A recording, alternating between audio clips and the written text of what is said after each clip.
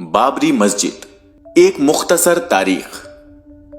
बाबरी मस्जिद कब बनाई गई और उसके बाद उसके साथ कब कब क्या क्या हुआ, इस वीडियो के जरिए से आज हम उस पूरी तारीख को आपके सामने रखेंगे। इस बात से सभी वाकिफ हैं कि 1528 में बादशाह बाबर के हुक्म पर मुगल गवर्नर मीर बकी ने बाबरी मस्जिद को तामीर करवाया था। मेडिवल लिटरेचर में बाबरी मस्जिद की तामीर के लिए किसी मंदिर के तोड़े जाने या उस जगह से राम के ताल्लुक होने का कहीं कोई जिक्र नहीं मिलता। 1534 से 1623 के बीच के किसी जमाने में तुलसीदास ने रामचरितमानस लिखी और उन्होंने राम को भगवान विष्णु के अवतार का दर्जा दिया। लेकिन तुलसीदास ने भी कभी बाबरी मस्जिद को राम जन्मभूमि नहीं लिखा। 1760 में राज चतुर्मान ने पहली बार अपनी किताब चहार गुलशन चार बाग में अयोध्या को श्री राम का मुमकिना जन्म स्थान बताया, लेकिन इससे भी बाबरी मस्जिद का कहीं कोई नाम नहीं मिलता। तो बाबरी मस्जिद के साथ राम जन्मभूमि को जोड़ने का काम सबसे पहले किसने किया?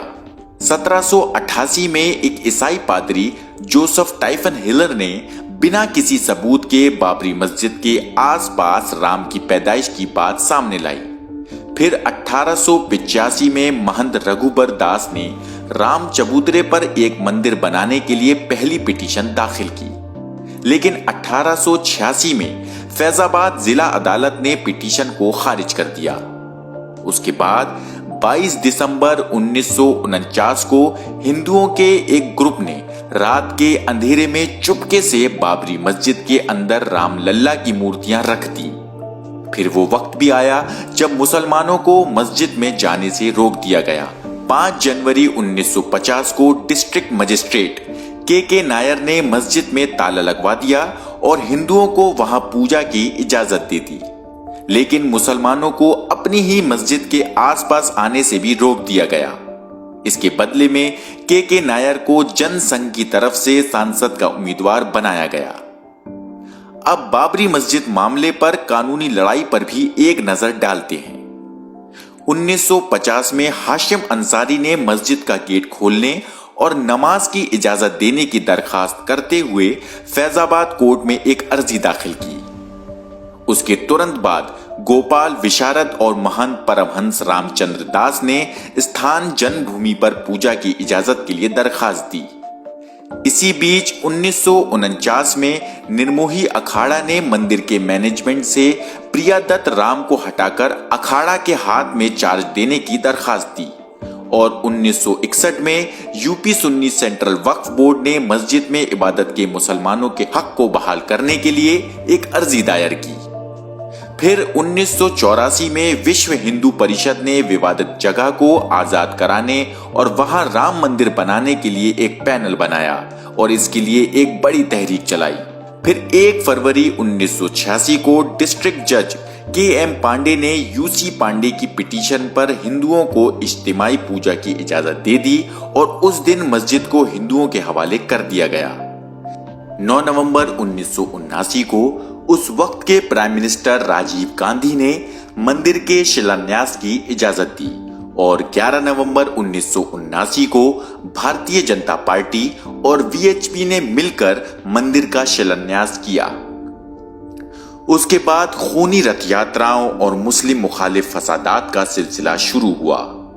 25 सितंबर 1990 को उस वक्त के बीजेपी अध्यक्ष एल.के. आडवाणी ने गुजरात के सोमनाथ से उत्तर प्रदेश के अयोध्या तक एक रथ यात्रा निकाली, जिसके नतीजे में 1991 में बीजेपी उत्तर प्रदेश में सत्ता में आ गई। 7 अक्टूबर 1991 को उत्तर प्रदेश की बीजेपी हुकूमत ने मस्जिद से जुड़ी मुसलमानों की वक्फ की 2.77 एकड़ जमीन को अपने कब्जे में लेकर कंस्ट्रक्शन शुरू कर दिया।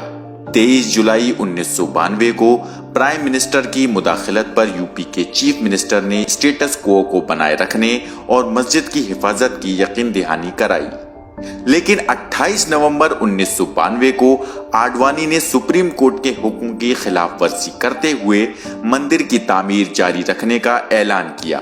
और बिल आखिर वो काला दिन आ पहुंचा जब 6 दिसंबर 1992 को हुकूमत, अदालत, पुलिस और तमाम जमहूरी इदारों की आंखों के सामने मस्जिद शहीद कर दी गई।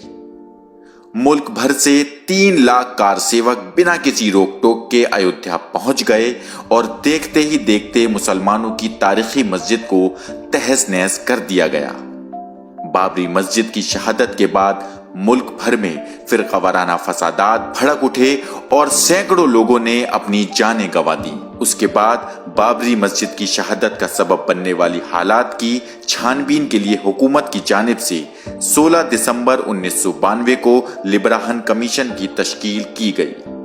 फिर अप्रैल 2002 में बाबरी मस्जिद के मालिकाना हक को तय करने के लिए इलाहाबाद हाई कोर्ट में सुनवाई शुरू की जाती है। फिर ये देखने के लिए कि बाबरी मस्जिद की जगह पर कोई मंदिर था या नहीं, archaeological survey of India Allahabad high court की हिदायत पर 12 मार्च 2003 को अयोध्या में खुदाई शुरू करता है। इधर 30 जून 2009 को लिब्राहन कमीशन 17 सालों की छानबीन के बाद पीएम मनमोहन सिंह को अपनी रिपोर्ट सौंपती है और रिपोर्ट में 68 लोगों को बाबरी मस्जिद डेमोलिशन की साजिश रचने का मुजरिम करार देती है। 30 सितंबर 2010 को इलाहाबाद हाई कोर्ट की लखनऊ बेंच बाबरी की जमीन को 3 हिस्सों में तकसीम करते हुए तीनों पार्टीज रामलल्ला, सुन्नी वक्फ बोर्ड और निर्मोही अखाड़ा को एक एक हिस्सा देने का फैसला सुनाती है। 25 मई 2017 को सीबीआई की स्पेशल कोर्ट आडवाणी और उमा भारती को साजिश केस में हाजिर होने के लिए कहती है और 30 मई 2017 को उन्हें जमानत मिल जाती है। उसके बाद बाबरी मस्जिद की तारीख का वो दिन आता है जिस दिन इंसाफ के तमाम उसूलों को पामाल करते हुए सुप्रीम कोर्ट अपना आखिरी फैसला सुनाती है। 9 नवंबर 2019 को सुप्रीम कोर्ट बाबरी की जमीन को राम मंदिर की तामीर के लिए देने का फैसला सुनाती है। साथ ही अदालत बाबरी मस्जिद के बदले यूपी सुन्नी सेंट्रल वक्फ बोर्ड को मस्जिद बनाने के लिए दूसरी जगह पर 5 एकड़ जमीन देने का हुक्म देती है। 30 सितंबर 2020 को लखनऊ की स्पेशल कोर्ट बाबरी मस्जिद डेमोलिशन केस में लंबे इंतजार के बाद अपना फैसला सुनाती है और BJP leader LK Advani, Murli Manohar Joshi, Uma Bharti और कल्याण सिंह समेत तमाम 32 मुजरिमों को बरी कर दिया जाता है। इस तरह भारत जैसे जमहूरी मुल्क में मुसलमानों की सदियों पुरानी इबादतगाह बाबरी मस्जिद के साथ एक के बाद एक नाइंसाफियां की जाती रहीं और जमहूरियत को शर्मसार किया जाता रहा और तमाम जमहूरी इदारे या तो नाइंसाफी के साथ खड़े हो गए या खामोश तमाशाई बने रहे।